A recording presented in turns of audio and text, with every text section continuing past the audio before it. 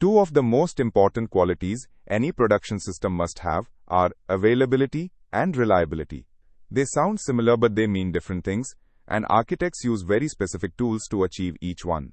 In this video we will unpack both ideas, show you how they are measured, and explain the design patterns that make them real.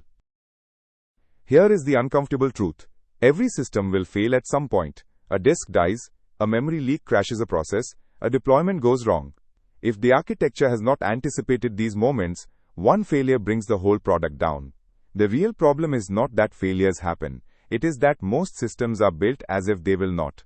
Architects have to flip that assumption from day one. Think about a hospital. It is not enough to say, the grid rarely fails. Surgeons cannot pause an operation waiting for the lights to come back. So hospitals build in automatic failover, backup generators that switch on the instant mains power drops. No one has to run to a basement and flip a switch manually. The switchover is designed in. Software systems need the same thinking baked into their architecture. This diagram shows the core pattern.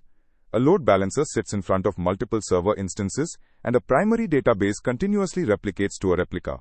If server A crashes, the load balancer stops sending traffic there and routes everything to server B, no human involved. If the primary database fails, the replica can be promoted. Each of these duplicated components is eliminating what architects call a single point of failure, any one component whose loss would bring the whole system down. Let us trace a request through a failure event. The client sends a request as normal. The load balancer runs a health check against server A and gets no reply.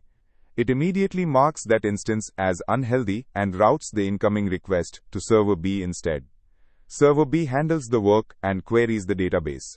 From the client's perspective, the response arrives normally. The failure was contained entirely inside the infrastructure. This automatic invisible recovery is what availability architecture is designed to produce. Availability is expressed as a percentage of time the system is operational, and each extra 9 is dramatically harder to achieve.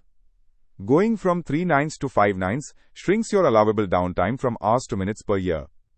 Reliability is related but distinct. It is the probability the system behaves correctly over a given period, quantified by MTBF and MTTR. A high MTBF means failures are rare. A low MTTR means when they do happen, recovery is fast. Good architecture pursues both. High availability architecture is not free. Redundant servers, load balancers, database replicas, and failover logic all cost money and add operational surface area. The question is whether the cost of downtime in lost revenue, damaged trust, or broken SLAs exceeds the cost of the redundancy. For an internal prototype, a single instance is often perfectly fine. For a payment service or a healthcare platform, 5 nines of availability may be a hard contractual requirement, and the investment is non-negotiable. The most practical starting point is a simple question. What is the one component whose failure would take everything down? Find it and eliminate it with redundancy. Then set a concrete availability target, 3 nines, 4 nines, and work backwards to what infrastructure that requires. Critically, track both MTBF and MTTR. Many teams focus only on preventing failures, but a system that recovers in 30 seconds is far more available than one that recovers in 4 hours. And always run real failover drills. If you have never tested it, you do not know it works. To bring it all together, availability and reliability are not accidents. They are designed in. Availability tells you what fraction of time the system is up, and you express that as nines. Reliability tells you how often it fails and how fast it recovers, measured by MTBF and MTTR. You achieve both by removing single points of failure, adding redundancy, and automating recovery. The level of investment should match the real cost of downtime for your specific system.